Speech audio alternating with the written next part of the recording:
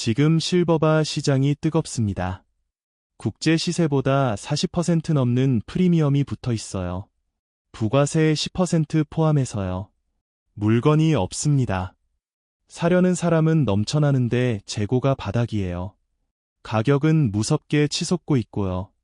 그런데 이 비정상적인 프리미엄 역으로 말하면 은이 폭발할 때 가장 크게 먹을 수 있는 기회이기도 합니다.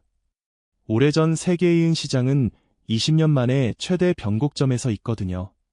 왜 지금 은에 돈이 몰리는지, 음악 실버바 살 때 뭘 주의해야 하는지, 언제 팔아야 하는지, 그리고 실버바가 망설여진다면 ETF로 투자하는 방법까지 살펴보겠습니다. 은을 가난한 자의 금이라고 부르는 사람들이 있습니다. 완전히 틀린 말이에요. 금은 금고에 들어가면 끝입니다. 그냥 거기 앉아 있어요. 누가 꺼내기 전까지 아무 일도 안 합니다. 그런데 은은 다릅니다. 은은 공장으로 갑니다. 태양광 패널, 전기차 배터리, 스마트폰, 반도체까지 은이 안 들어가면 만들 수가 없어요. 세계은 협회 보고서를 보면 오래전 세계은 수요가 12억 온스에 달할 거라고 합니다. 문제는 공급이 이걸 못 따라간다는 거예요. 특히 태양광 산업이 무섭습니다. 은 사용량이 전년 대비 20% 넘게 뛰었거든요.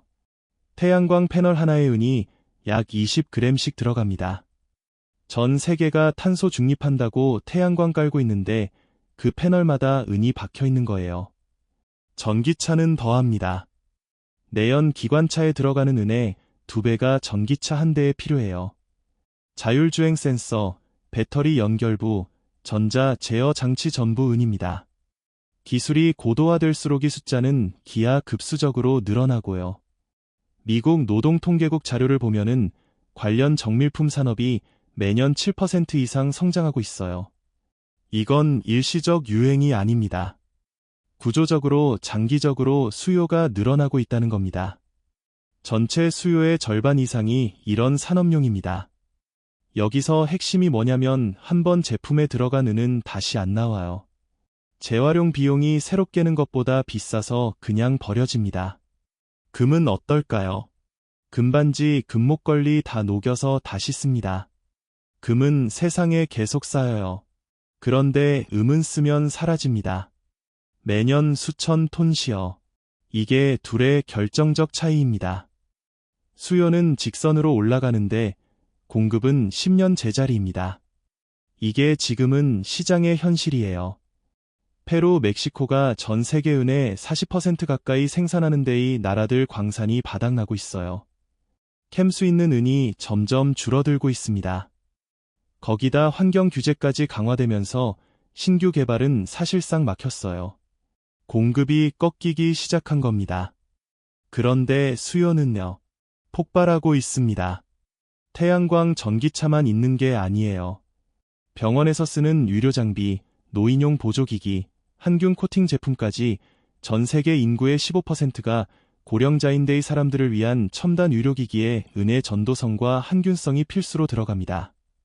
안 들어가는 데가 없어요. 이렇게 수요가 공급을 추월하는 현상을 실버 데피시트라고 부릅니다. 올해의 격차가 역대 최대로 벌어질 거라는 전망이 나와요. 단발성이 아닙니다. 구조적으로 은이 부족해지는 시대가 온 겁니다. 은은 이제 단순한 귀금속이 아니에요. 인류의 기술 발전을 지탱하는 전략 자원이 된 겁니다. 은은 금보다 훨씬 거칠게 움직입니다. 금이 10% 오를 때 은은 20%, 30%씩 요동쳐요. 이게 무섭기도 하지만 자산가들은 이걸 기회로 씁니다. 여기서 알아야 할 개념이 금은비예요. 금 한 돈 사려면 은이 몇 돈 필요한지 나타내는 비율입니다. 원래 평상시 국제 금은비는 80대 1 정도입니다. 하지만 지금 해외에서도 은값이 폭등하면서 이 비율이 50대 1 수준까지 급격히 좁혀졌습니다. 그런데 한국은 더 심각합니다. 한국의 금은비는 40대 1입니다. 그럼 이런 비싼 실물을 사야 할까요? 은은 공급은 계속 딸리고 있어요. 광산은 한계에 다다랐고 수요는 태양광 전기차 때문에 폭발하고 있습니다. 이 구조가 바뀌지 않는 한은값은 더 오를 수밖에 없어요. 이 괴리율 자체가 나중에 시장이 과열될 때 수익을 진폭시키는 지렛대가 됩니다. 전문가들은 과거 대세 상승장처럼 30대 1, 심지어 20대 1까지 더 좁혀질 것으로 보고 있습니다. 산업용 수요가 구조적으로 폭발하고 있기 때문이죠. 즉 지금의 50대 1은 고점이 아니라 이제 막과열 구간으로 진입하는 신호탄일 뿐입니다. 지금 40% 프리미엄 주고 산 실버바가은 광풍이 불 때는 60%, 80% 프리미엄에 팔릴 수 있어요. 프리미엄을 주고 사서 더 큰 프리미엄을 받고 파는 겁니다. 단, 조건이 있습니다. 단기 차익을 노리면 절대 안 돼요. 최소 3년에서 5년 장기적인 관점으로 접근해야 합니다. 인내시 있는 투자자에게만 수익을 안겨주는 구조입니다. 이 게임에서 이기려면 시간을 편으로 만들어야 합니다. 그럼 이제 실전으로 들어가 보죠. 매장에 가서 실버를 고를 때 절대 속지 않는 기준이 있습니다. 실버를 살 때 표면에 찍힌 99, 9% 숫자만 보면 안 됩니다. 그건 아무나 찍을 수 있어요. 진짜 봐야 할 건 브랜드와 홀마크입니다. 왜냐고요? 나중에 팔 때 제가 받으려면 이게 전부거든요. 한국조폐공사 LSM램이 두 이름을 기억하세요. 보증서 없이도 통용되는 일군 브랜드입니다. 이런 실버바는 어디 가져가도 바로 현금으로 바꿔줘요. 의심 없이 시세대로 쳐줍니다. 반면 홀마크가 없거나 출처가 불분명한 실버바는요. 매입처에서 분석료 명목으로 5%를 뗀거나 아예 매입을 거부합니다. 10원 싸게 사려다 100만 원 손해보는 거예요. 국내에서 신뢰받는 마크는 세 가지입니다. 한국조폐공사의 홀로그램, 한국기금속감정원의 태극마크, 그리고 금자마크. 이 셋 중 하나라도 있으면 안심하고 사도 됩니다. 전 세계 어디서든 현금과 다름없는 대접을 받습니다. 가짜 실버바가 어디서 나올까요? 주로 개인 직거래나 중고 플랫폼 검증 안 된 해외 직구 사이트에서 나옵니다. 특히 중국발 저가 실버바는 조심하세요. 납이나 구리로 코어를 만들고 거대만 은을 두껍게 도구한 제품들이 돌아다녀요.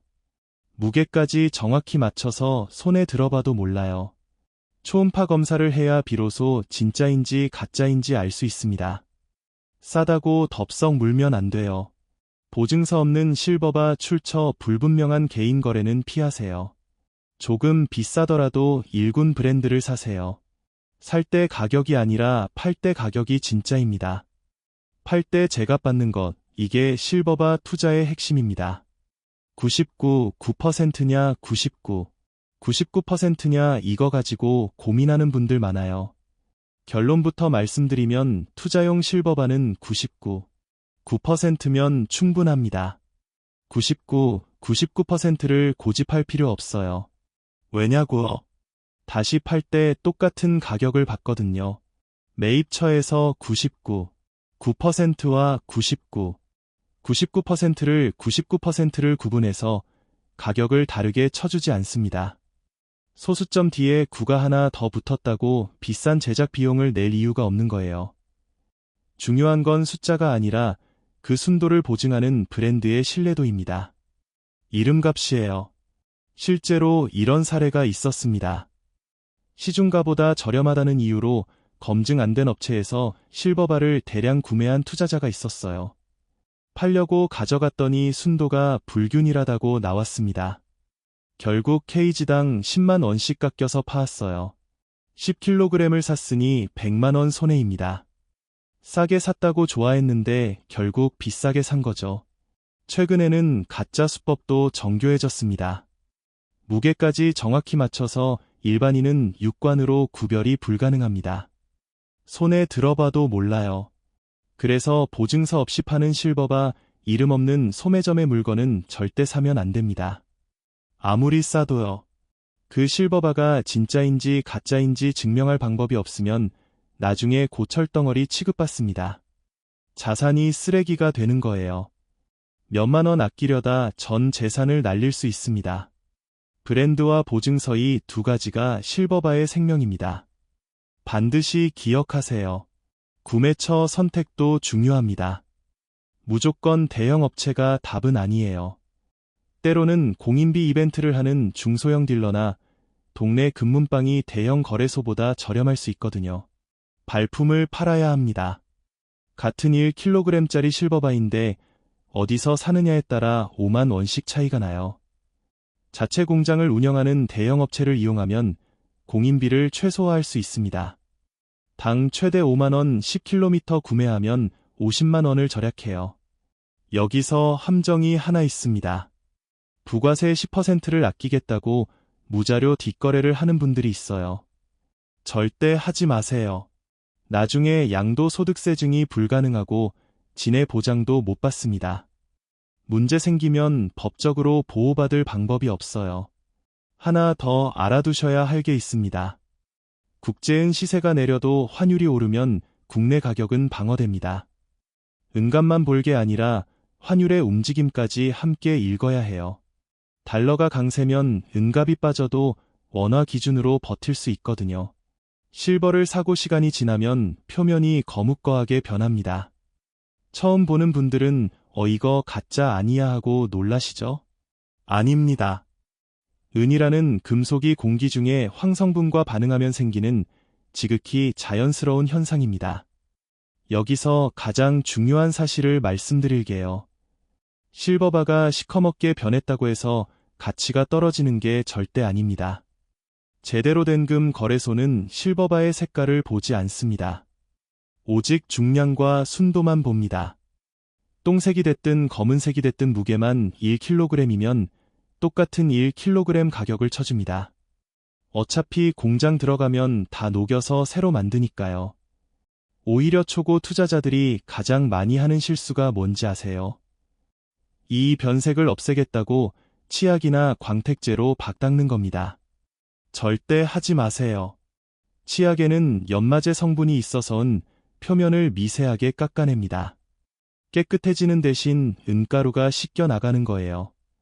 1000g짜리 실버를 열심히 닦아서 999g으로 만들면 그게 진짜 돈을 버리는 짓입니다. 중량이 줄어들면 매입처에서 칼같이 가격을 깎거든요. 그러니 실버바가 변색되면 내 은이 순은이라서 반응을 잘하는구나 하고 그냥 두시면 됩니다. 그게 가장 돈 아끼는 관리법이에요. 물론 구입할 때 씌워져 있는 진공 비닐을 안 뜯는 게 베스트입니다. 공기를 차단하면 변색 속도가 늦춰지니까요.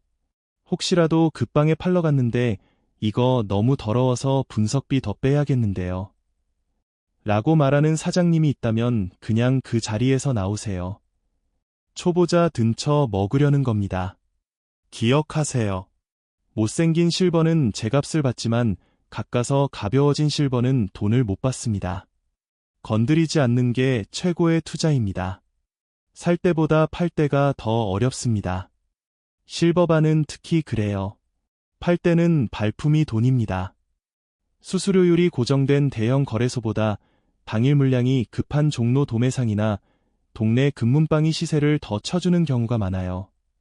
여러 군데 전화해보고 가격 비교하세요. 같은 실버바인데 어디서 파느냐에 따라 케이지당 몇만 원씩 차이 납니다.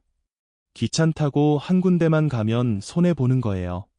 개인 직거에 피읍가 가장 값을 많이 받습니다. 하지만 범죄 위험이 있어요. 안전거래소를 이용하거나 믿을 만한 위탁 매매업체를 찾는 눈을 길러야 합니다. 매도 타이밍은 수치가 아니라 시장 분위기를 봐야 해요. 선행 지표가 있어요. 구리 가격입니다. 은은 구리 광산에서 부산물로 많이 나오거든요. 구리 가격이 오르고 재고가 줄어들면은 시세 폭등의 신호로 볼 수 있습니다. 과거에 은값이 폭등했을 때 더 오를 거라는 욕심에 매도 타이밍을 놓친 사례가 많습니다. 정점에서 팔겠다는 생각 버리세요. 목표 수입률에 도달하면 분할 매도하는 결단력이 필요해요. 한 가지 더 알아두세요. 현재는 개인의 실물 실버바 매매차 있게 양도소득세가 없습니다. 절세 혜택이 유지되는 지금 실버바를 확보해두는 게 미래 세금 부담을 줄이는 선택이 될 수 있습니다. 실물 실버바가 부담스러운 분들도 있을 겁니다. 보관도 귀찮고 40% 프리미엄도 부담스럽고요. 그런 분들에게 대안이 있습니다. 은이에프예요. 주식 계좌만 있으면 바로 거래할 수 있습니다.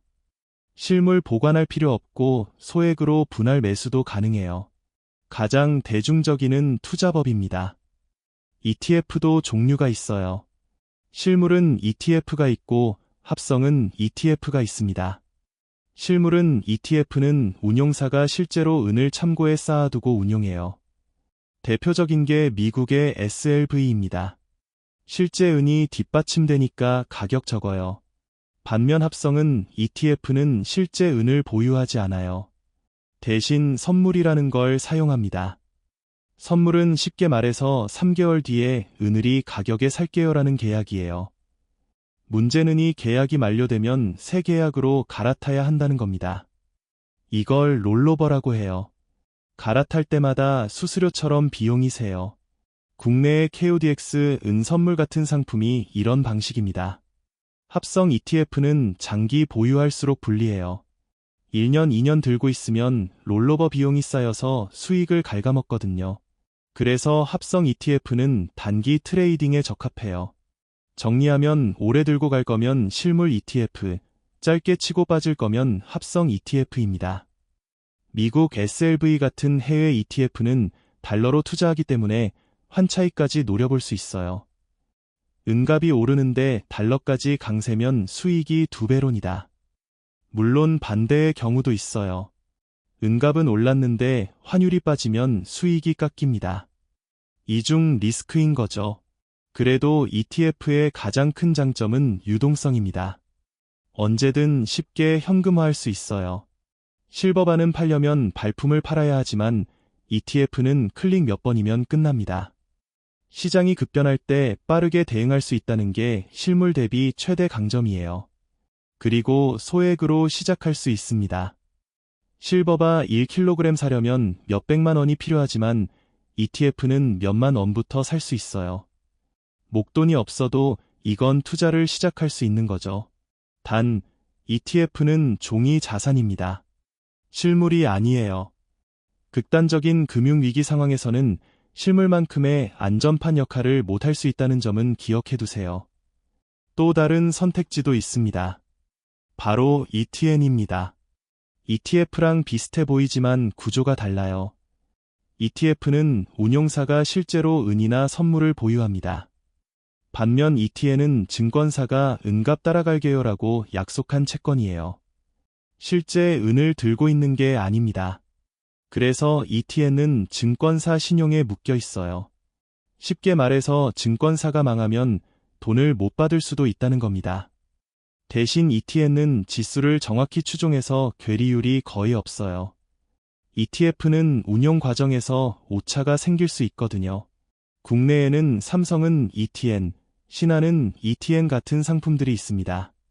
수수료도 ETF보다 낮은 경우가 많아요. 정리하면 ETF는 자산 기반, ETN은 신용 기반입니다. 안정성을 원하면 ETF, 정확한 추종을 원하면 ETN. 본인 성향에 맞게 고르시면 됩니다. ETF가 편하다고 무작정 사면 안 됩니다. 세금 구조를 알아야 해요. 국내 상장 ETF와 해외 상장 ETF의 세금이 완전히 다릅니다. 먼저 국내 상장 ETF를 볼게요. 매매 차익에 대해 4%의 4%의 배당 소득세를 원천 징수합니다. 팔 때 자동으로 떼가는 거예요. 여기서 문제가 생길 수 있습니다. 금융소득이 연 2천만 원을 넘으면 종합과세 대상이 돼요. 다른 이자 배당 소득이랑 합쳐서 2천만 원이 넘으면 세금 폭탄 맞을 수 있습니다. 고액 자산가들이 국내 ETF를 꺼리는 이유예요. 해외 상장 ETF는 다릅니다. 22% 양도소득세로 분리과세되어 다른 소득이랑 안 합쳐집니다. 금융소득이 많은 분들에게는 해외 ETF가 유리할 수 있어요. 대신 해외 ETF는 이중 리스크가 있습니다. 은 가격 변동에 환율 변동까지 겹쳐요. 은값이 10% 올랐는데 환율이 10% 빠지면 수익이 제로입니다. 반대로 둘 다 오르면 수익이 폭발하고요. 환율 방향성까지 고려해야 하는 거죠. 하나 더 있습니다. 운용 보수예요. ETF는 매년 운용 보수를 떼갑니다. 0.5%라고 5%라고 대수롭지 않게 생각하면 안 돼요. 10년 들고 있으면 5%가 날아갑니다. 장기 보유할수록 수익률을 갉아먹어요. 티끌모아 태산이라는 말이 여기서 반대로 적용되는 겁니다. ETF라도 운용 보수가 낮은 상품을 골라야 합니다. 0.1%라도 아끼는 게 복리로 쌓이면 큰 차이가 납니다. ETN도 세금 구조는 ETF랑 똑같습니다. 국내는 15, 4%, 4% 해외는 22%이고 분리과세입니다. 세금과 보수이 두 가지를 모르고 투자하면 생각보다 손에 쥐는 돈이 적어질 수 있어요. 주식으로 치면 금은 대형 우량주예요. 안정적이고 묵직하게 갑니다. 은은 중소형 성장주입니다. 오를 때 확 오르고 빠질 때 확 빠져요. 이 변동성은 양날의 검입니다. 잘 쓰면 무기가 되고 못 쓰면 내가 배입니다. 그래서 포트폴리오 구성이 중요해요. 금과 은의 비율을 어떻게 가져갈 거냐? 역사적으로 검증된 전략은 금과 은을 2대1로 가져가는 겁니다. 안정성을 확보하면서 은의 폭발력도 챙기는 비율이에요. 조금 더 공격적으로 가고 싶다면 1대1도 괜찮아요. 하지만 은의 비중이 금을 넘어가면 위험합니다. 변동성을 감당 못할 수 있어요. 여기서 제가 투트랙 전략을 제안합니다. 은 투자를 두 가지로 나누는 거예요. 하나는 생존 보험용입니다. 전쟁이나 금융위기 같은 극단적 상황을 대비하는 거예요. 이건 실물 실버 바로 사세요. 높은 프리미엄 감수하고 묻어두는 겁니다. 은행이 문 닫아도 주식시장이 멈춰도 손에 쥘 수 있는 자산입니다. 다른 하나는 투자용입니다. 철저하게 시세 차익을 노리는 돈이에요. 이건 ETF로 가져가세요. 은 가격 변동성을 이용해서 사고 팔고 하는 겁니다. 목적이 다르면 수단도 달라야 해요. 마지막으로 한 가지 당부드릴게요. 은이 아무리 좋아 보여도 전체 자산의 10%를 넘기지 마세요. 몰빵은 금물입니다. 은은 변동선이 큰 자산이에요. 담당 가능한 범위 내에서만 투자해야 끝까지 버틸 수 있습니다. 중간에 못 버티고 손절하면 그게 진짜 손해예요. 버티는 게 실력입니다. 은 투자로 승자가 되려면 세 가지만 기억하세요. 첫 번째, 실물을 살 거라면 무조건 황금성입니다. 10원 싸게 사는 것보다 제값 받고 파는 게 중요해요. 한국조폐공사 LSMN군 브랜드를 확인하세요. 두 번째, 내 투자의 목적을 구분하세요. 실물 자산이 필요한 건지 시세 차익을 원하는 건지 목적에 따라 실물과 ETF를 배분하세요. 세 번째, 예측하지 말고 대응하세요. 은은 샀다고 끝이 아닙니다. 버티는 게 실력이에요. 한 번에 몰빵하지 말고 나눠서 사세요. 급등했다면 추격 매수보다 조정을 기다리세요. 은 시장은 공부한 사람에게 반드시 기회를 줍니다. 여러분은 투자 어떻게 시작하실 건가요? 실물 실버바로 묻어둘 건지 ETF로 F로 가볍게 갈 건지 아니면 둘 다 섞어서 가져갈 건지요.